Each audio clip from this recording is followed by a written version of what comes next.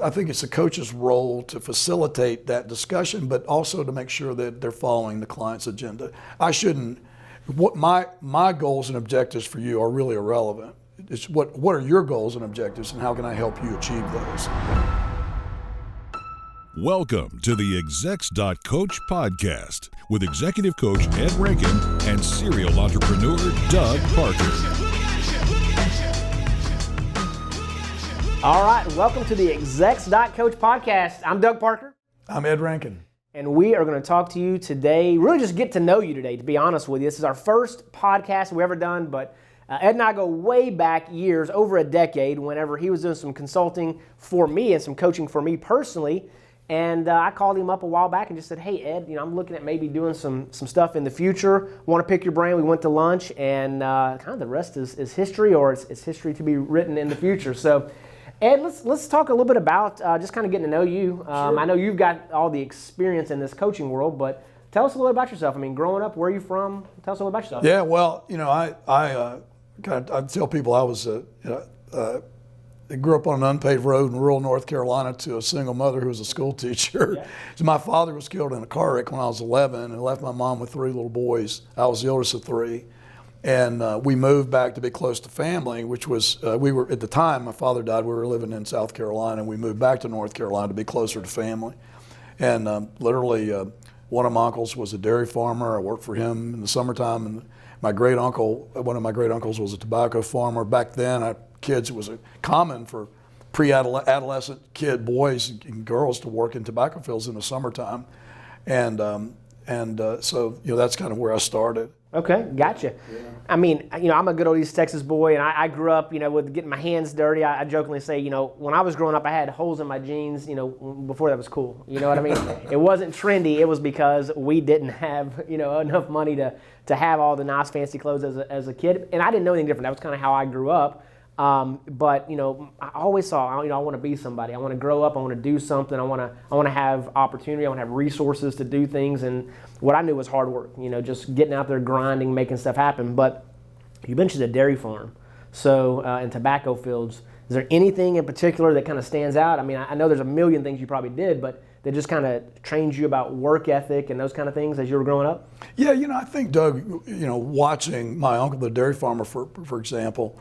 He grew most all of his own feed, and so there was a farming operation, a row crop farming operation, in addition to the dairy farm, and so I would be with him, and we'd be planting soybeans or plowing corn. That was back before all the herbicides and stuff, and so you actually had to take a tractor and plow a cornfield to keep the weeds down. Yeah. So, but watching him, you always got equipment that's going to break or something's going to happen, and so you have to be, you've got a tractor down in the field, you've got a storm coming, you've got soybeans to plant.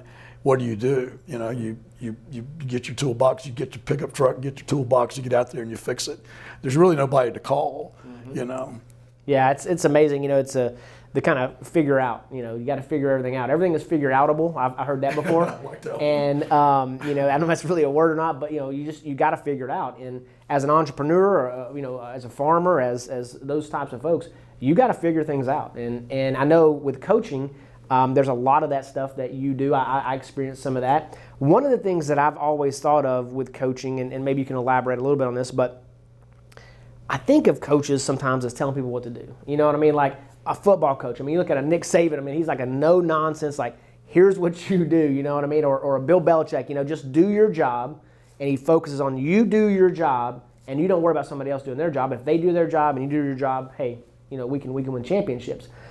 But it seems like in the business world, it's changing a whole lot, and a coach is not necessarily telling you what to do. Yeah, and that's a really good point. And I think that's probably one of the most challenging things for new coaches to learn is not to give advice. I teach a class at Southern Methodist University. I teach a graduate course there in executive leadership coaching. And we do a lot of practice coaching during our classroom experience and one of the hardest things for the students to learn is not to give advice. So the idea with coaching is that you as the client, you have all the answers. My job as a coach is to help you uncover those answers. So often we're working on the unconscious, subconscious level, mostly subconscious. Real quick, you said the person that's being coached, they have the answers. Yeah. Okay. Elaborate on it a little bit. Well, so if I've already got all the answers, why need a coach for it? Well, because usually the answers aren't readily obvious to you. Okay. You know, you have, and that happens quite a bit when I work with executives, and that, you know, they have been struggling with an issue or issues, not quite sure what to do about them. Often they have fairly well thought out plans on how to react to some of these things, but for some reason, sometimes it's because they feel like they don't have enough information. They're afraid of making a mistake. It depends on, you know, what the stakes are, and a lot of times. Gotcha. You know, I've heard this before. You know, it's easy to tell somebody what to do. It's more difficult to do it. Or those that can't do, teach. You know, you've heard that before, right? Yeah, exactly. But I think there's something about whether it's hubris, you know, emotions, ego, whatever the case is. As I just was kind of thinking through what you just said, you might know what to do if I was telling you what to do. But because I'm involved in the middle of the action, I can't make that decision because I've got my ego involved. I've got somebody being disrespectful. I've got my emotions involved. I've got a certain amount of time that I've spent with somebody and they're annoying me or whatever the case is. And it's, you know, there's all these weird little things that go on. But you, from a kind of like a helicopter view, maybe you can extract some of that information out, maybe ask some different questions and then get me to think about it differently. Is that kind of how it works? Yeah, and so, you know, a coach should always be following the client's agenda. So, you know, you come into coaching, you have something that you want to accomplish through coaching. And so I think it's the coach's role to facilitate that discussion, but also to make sure that they're following the client's agenda. What my goals and objectives for you are really irrelevant. It's what are your goals and objectives, and how can I help you achieve those? Okay. So, you know, I'm there as an alternative third party, maybe somebody, I'm not directly involved in the problem, so maybe I can be a little bit more objective. And it's through the questions that I would ask you that cause you to think about those things, and you're processing this while we're having this discussion. Okay. And so that's when you will have those ahas. You know, oh yeah, now I get it. I see it now. Didn't see it before. Yeah, no, I think that makes a lot of sense because I know we talked about it a little bit earlier, but you know, you and I met, you know, over a decade ago because I needed a coach. I had a business with about 100 employees. Yeah. We were growing. We were Inc. 500 company. Yeah. Lots of cool stuff going on, but getting, you know, from point A to point B is just a very small startup to, you know, a multi-million-dollar operation on an annual basis. Trying to get from point B to point C, you can't do the same things to get you from A to B, from B to C. Correct. And so I was looking for something different. We got to spend some time together, and then interestingly enough, you know, as that business matured and things happened, we did some great things, and then now I'm in a totally different vertical, different industry, and have had some success there as well. But I reached out to you, and kind of that's the transition. Where this podcast came from was, you know, I'm looking at, hey, what does that next season look like for me? I've got some skins on the walls. I've been in business for you know, several decades now, and it's now, okay, what's next? I like to help other people. Zig Ziglar was a mentor of mine. Zig used to say, if you just help enough other people get what they want in life, you'll always have what you want. I felt like that I've got something maybe to give back. Yes. And so, you know, we went to lunch and we started talking about it. And, you know, how long have you been coaching for now? Almost 20 years. Almost 20 years. Yeah. And so through that process, you know, what kind of things have you seen change in the industry, and what kind of things have you seen change in you as you're getting more experience? Well, that's a really great question. I think one of the things that's happened, particularly from a corporate perspective, is that coaching has become very, very, for almost every large corporation has integrated coaching into its leadership development methodology. Okay. You know, back in the old days, we put people through these large-scale training programs, maybe it's a year in duration, and there's a lot of classroom stuff and all that. What we learned over time is that for many individuals, that didn't really bring about the change. So with coaching, you're actually building an individual development plan for that person. It's tailored for them, tailored for their needs, tailored for their goals and objectives. And so that's one of the things. And it's if you look from a corporate perspective, it's a more efficient investment because I'm not spending money on a lot of people. I'm spending money on selective individuals that I believe could provide more value to my business if they would grow in a certain direction. So that's been one of the big changes. And even now, it's very common for a CEO to have a coaching budget as part of his or her compensation package. Okay. Yeah, they're usually asking it from the front end because they'll have a coach they've been working with for a while. They want to continue working with that coach, and so they'll ask their new and companies are happy to pay for it, for example. So the stakes are so high, So if I'm working with an executive and it happens quite a bit, some guys, his cash comp is maybe $5 million a year. What does it matter if the company's spending $100,000 for him or her to have a coach? Because their person is making huge decisions on behalf of the corporation. So $100,000 is nothing for that. And so, but that's targeted to someone who can maybe benefit from coaching specifically or who needs it for some reason. Well, and I've heard this before. I don't remember exactly who it was that quoted it, but it was basically says, is it more expensive to invest in your employees, or is it more expensive to not invest in your employees? That's great. Yeah, and to your point of, somebody's got a compensation of $5 million a year, another $100,000, is that really a big investment? It's a big investment, but not in comparison to the overall investment. But there are other people that, I know you really focus on that kind of execs, that's kind of what you're going to have as those executives, right? Yeah, I have in recent years. I've been asked to work with more senior level executives. So gotcha. And so when you kind of started out, obviously at that point I was an executive, but in a small entrepreneurial type company, and then you've kind of transitioned, your core business. But there's different types of stuff. Would you say that kind of everybody needs coaching, or is it just for the executives? Well, of course, selfishly, I would say everybody needs a coach. I have a coach, and my view is that, how can I expect people to gauge me and hire me as their coach if I'm not willing to spend the money to have one for myself? So I think, to me, that's a part of the message. But also, when I first started with coaching, I engaged Steve Strauss, who's my coach. Steve's been around the coaching world for many, many years, fairly well known around the country. He studied with Thomas Leonard, who was kind of many people consider to be the biggest voice in coaching in the United States. Kind of started what was called Coach U or Coach University.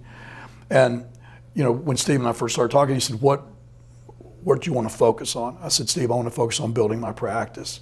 And very quickly my practice started growing with the work that I did with him, because it allowed me to kind of consider what my options were.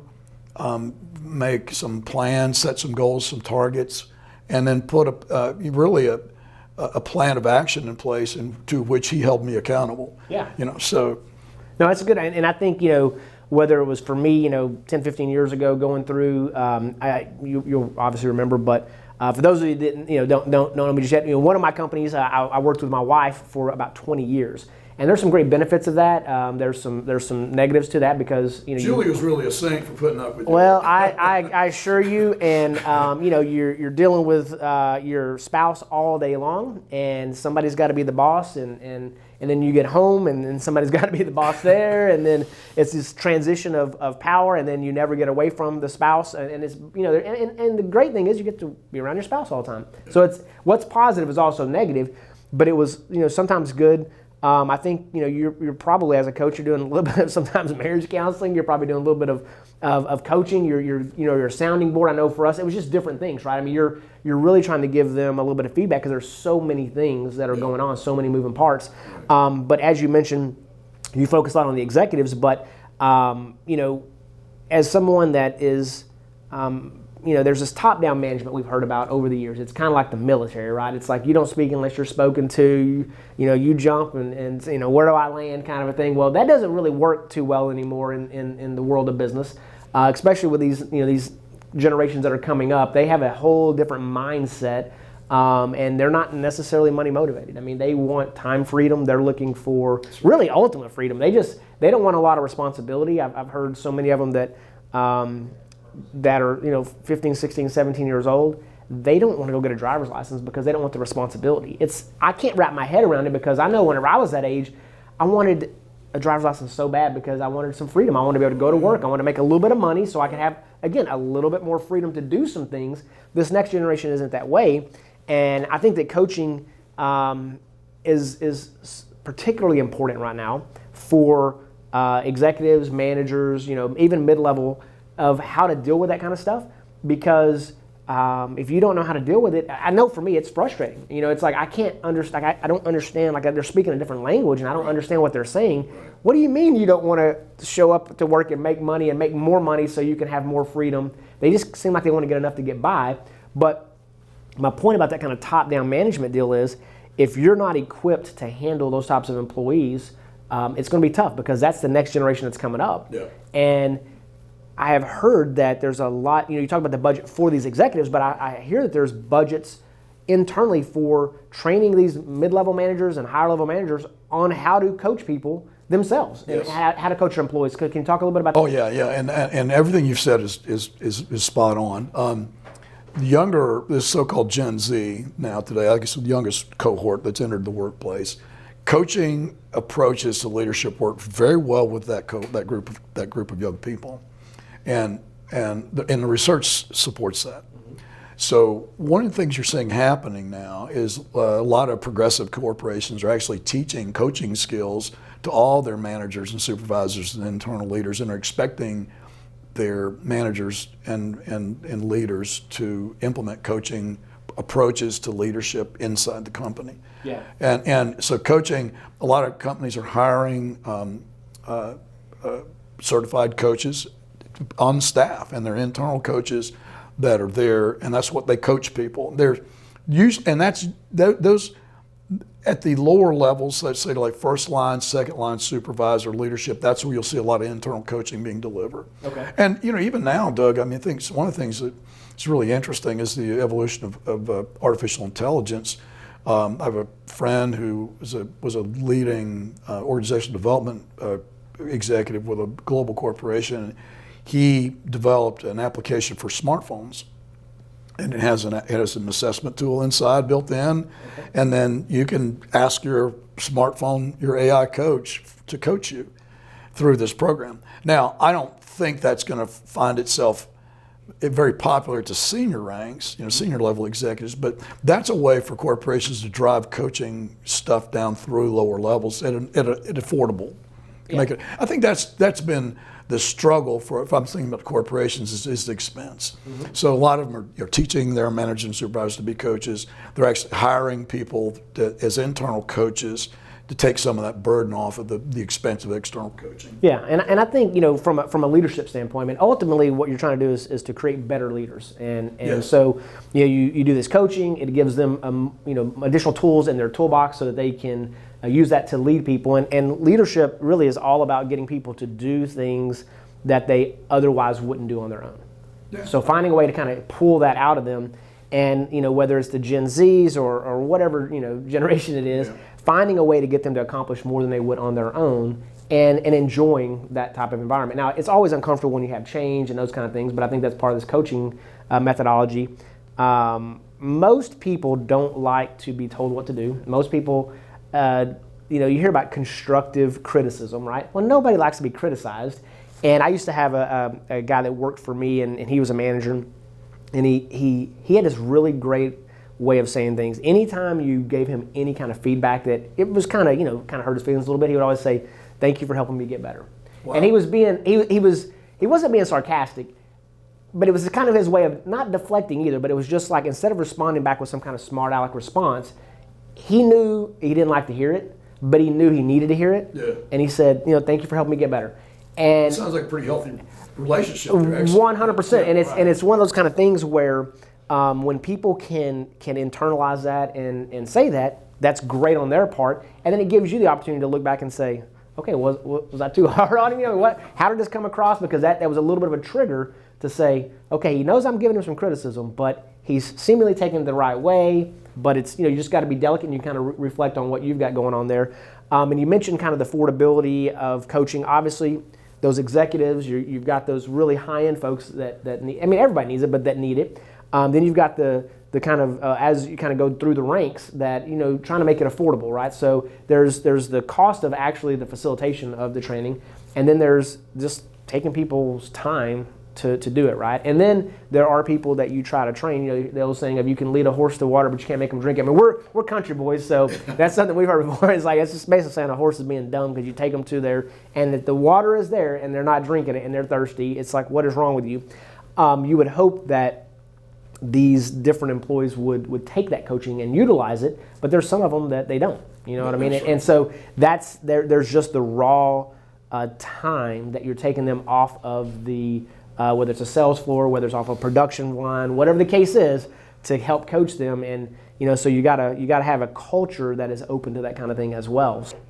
Doug, I think there's a lot of focus being placed on culture development now, really in culture analysis.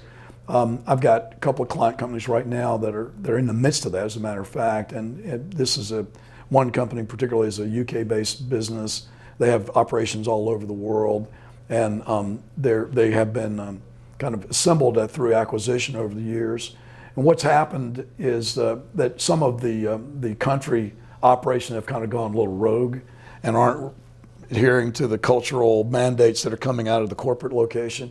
So there's an effort right now underway to try to create a standardized culture globally. Okay. So yeah, it's important. I mean, and one of the things I've seen over the years is anytime there's change creates chaos, and then eventually out of chaos will come order. But that's where you have the most disruption, is during that time of chaos. So you've got a situation where you've got a company that they want to do the right thing, they want to incorporate some coaching, they want to make some changes, they're trying to change their culture, but during that process, the ones that like it has always been, they don't want to change. The people that want it to change are uncomfortable because it's just an uncomfortable process, and then people will quit, people will just be uncomfortable and not like it, they'll be just finicky and whatever. And then as it kind of goes through that tunnel of chaos, at the end, it comes out, gets back into order again, and that becomes now the new norm, and then it's changed. But during that tunnel of chaos, that's whenever most failures occur. So good observation. Yeah, so it's a tough time to kind of go through that culture. And we talked about a couple of different things. I know over the last few minutes, we talked about like your coaching course that you have at SMU. We've talked about a friend of yours that has an AI coaching type deal. So one of the things that I kind of want to drive home is Exec.coach is kind of the website that we're going to be kind of directing everything to. These podcasts will be there. You can also get them wherever you download your podcast, but we'll put in the show notes links to all this stuff. So if you miss something or you're driving down the road or whatever the case is, you can go to Exec.coach. Now it's Exec.coach. It's not a .com, so it's a .coach. Kind of something new out there with these different nails, but it's Execs, Execs.coach. Execs.coach. If you want any more of these details, we'll go over those and put those in the show notes. And we've really gone over quite a few things here over the last few minutes, Ed. We don't want to drag these out too far, but we talked about you kind of growing up and on a dairy farm, a tobacco farm, those kind of things as in your youth. You kind of transitioned, through that, and then I kind of fast forwarded really to us meeting and coaching. But as we kind of put a bow on this, I do want to just touch one more time real quick. Let's talk about kind of your business, kind of your business shops. I mean, where do you come from? What was life after 12 years old? What was it like, kind of growing up? Then you ran a successful business, and then what made you transition to coaching as we kind of wrap up the episode? My parents were the first two members of their family to go to college. And so, college education was a real important thing. I always knew I'd go to college. When I was in high school, I really loved football. And I wasn't really big enough to play college, but I had the aspiration of playing college football. So I trained and played like I wanted to play college ball. And because of that, I was very successful at the high school level. So I kind of learned then that, if you set your objectives high, you may achieve more than you might otherwise. Because I had this goal of playing college ball, which really was very aspirational, but because of my size, it probably wasn't going to happen, but I refused to let that slow me down in high school. Went to college and really wasn't sure what I wanted to major in. For me, it was a big deal just to go to college. And so there I spent a couple of years, that university is Appalachian State University in Western North Carolina, a beautiful place. And at Appalachian State back then, you spent 2 years in liberal arts study before you had to declare a major. So I took classes in lots of different subjects: geology, religion, history, philosophy, a lot of psychology. And in fact, I really liked psychology, and I was good, and I learned, and this came easy to me. So I majored in psychology. I graduated from school. One of my roommates in school, his father was an executive for a natural gas utility company in North Carolina. And he called me basically and said, hey, we've got an opening for someone with a degree. I think you might be qualified. And so they hired me, and I had a great job there for a couple of years. Decided to move to Dallas in '83, I guess it was in '83, and moved here to take a job with one of the large commercial banks. And I was here, when I started, the bank was the largest bank outside the money centers. And the third quarter of 1983, they announced the largest one-quarter loss in the history of U.S. banking. So I saw the beginning of the end of the large, this was the oil, oil was then, I think was trading at $20 or $30 a barrel, and they had loans and on the books with oil and as collateral at like $100 a barrel in the ground. In the ground, yeah, this is like 84, 85. Okay. So that forced me to do something else, and so I back then at that time, if you're in human resources, the best place to be in HR in the country, really in the world, was PepsiCo. Well, Frito-Lay, their headquarters was in Dallas, and I knew some people there, and I lobbied for and was hired by Frito-Lay to work in their HR function. And when I was like the second week there, my son was born. And my son was born with lots of challenges, and we didn't know he was in intensive care for a long time. We were in and out of. We saw every pediatric specialist in North Texas probably for the first couple of years of his life. And so that really forced me to kind of, him coming into my life, it kind of forced me to take a hard look at, what I was doing, and I really kind of reevaluated all my life goals. And it was then really that I started thinking about starting my own business, and I found my way into it, created a business, and we were, the first year we did pretty well. Second year we doubled revenue. Third year we doubled that revenue. Fourth year we doubled revenue again. So I thought, I got a real business on my hands. So, I focused on that, and I ran that company for 10 years, and we were, like you, on the Inc. 500 list. We were also named the Portfolio Company of the Year by the National Association of Small Business Investment Companies, which was a trade association that represented the class of institutional investors that had invested in my company. Previous winners had been like Adams Golf and Apple Computers, so we were in pretty good stead. But 9/11 came along, and within the first 6 months after 9/11, we lost about 60% of our revenues flow.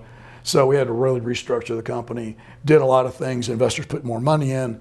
We decided to focus on some technology that we had bought, and we felt like that was the best way to increase the value of the company.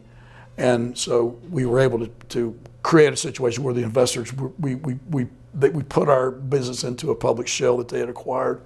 And I basically walked away with having earned a pretty good income for a few years, but not much else. But it was then, as I called, most of my clients were executives, senior executives in human resources for large corporations. So I called them and told them what we're going with the company. And then, because we did work with Texas Instruments, KPMG, back then it was EDS, and PepsiCo was a client. We had large corporations. Did a lot of work with venture-backed businesses, Austin Ventures-backed companies. This was back in the dot-com days when there was a lot of money flowing into early-stage businesses. But so anyway, when I talked to these HR execs, they kept suggesting I take a look at this leadership development coaching process. And at the time, I didn't really understand what it was. But the more research I did, and the more looking at it I did, I really felt like that was the right spot for me at the time in my life. It's kind of like you, and I was much younger than I am today, of course. And it was like, okay, I can spend my time maybe helping other people. And what I found is it's a great role for me because I joke about it in a way, but I get paid well to help people. Yeah. And I really enjoy it. And also too, just being able to have such a big impact on some of the corporations that I work with, because a lot of the executives I'm working with are dealing with really, really significant issues. Like I'm working with one of the top guys for one of the largest property and casualty insurance companies in the world. He reports to the CEO. I'm helping him with some of his communication stuff. He is probably the most important person in that corporation next to the CEO. So if I can help him be more effective, help the company be more successful, it's just a lot of fun. Yeah, absolutely. Well, and that's, like I said, to kind of wrap up here, that was one of the things that intrigued me about, just going to lunch with you. I wanted to hear, what's happened in your business over the past, decade plus since we've worked together. And I felt like that might be a role at some point that I could do something with. And then as we started talking, as you mentioned a minute ago, you're not as young as you once were, and none of us are.